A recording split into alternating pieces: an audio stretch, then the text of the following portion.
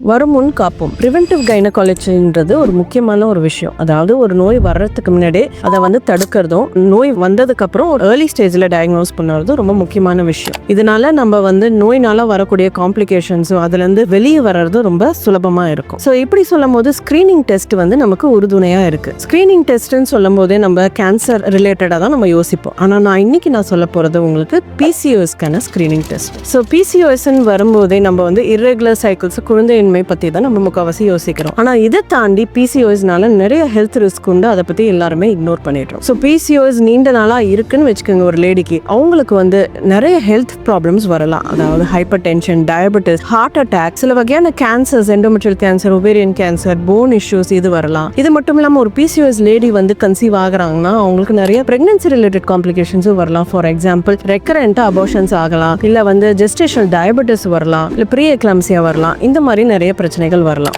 So PCOS இருக்குன்னா அதை ஆரம்ப காலத்திலே கண்டுபிடிக்கிறது நல்லது. இப்போ நம்ம கிட்ட சில PCOSக்கான ஸ்கிரீனிங் டெஸ்ட்டும் உண்டு. ஸோ நீங்க ஒரு 15 வயதுலேருந்து 25 வயதுக்குள்ள இருக்கக்கூடிய பெண்ணா இருக்கிறீங்க, உங்களுக்கு வெயிட் கெயின் ஜாஸ்தியா இருக்கு, ஹேர் நிறைய வருது, மென்ஸ்ட்ரல் ரிலேட்டட் ப்ராப்ளம்ஸுக்கு தள்ளி வரலாம், ஹெவியா வரலாம், இல்லை ப்ளீடிங்கே கம்மியா இருக்கலாம், ஏதோ ஒரு அப்நார்மாலிட்டி இருக்குன்னு வச்சுக்கோங்க. உங்களுக்கு PCOS இருக்கான்னு நீங்க ஆக்சுவலா போய் ஸ்கிரீன் பண்ணிக்கலாம். ஸ்கிரீன் பண்ணிட்டு அதுக்கு தேவையான டெஸ்ட்டை உங்க கைனகாலஜிஸ்ட் கிட்ட கேட்டு பண்ணிக்கோங்க. அது மட்டும் இல்லாமல் இப்போ சப்போஸ் PCOS இருக்கு அப்படின்னு கண்டுபிடிச்சிருக்காங்கன்னா இது ஆரம்ப காலத்திலேயே அட்ரஸ் பண்ணுறது ரொம்ப ரொம்ப அவசியம். அதுவும் கன்சிஸ்டண்டாக இந்த நோயிலிருந்து விடுபடுறதுக்கான முயற்சி எடுக்கிறது அவசியம். ஏன்னா ஞாபகம் வச்சுக்கோங்க, PCOS கியூர் பண்ண முடியாது, கண்ட்ரோல் மட்டும்தான் பண்ண முடியும். தேங்க்யூ.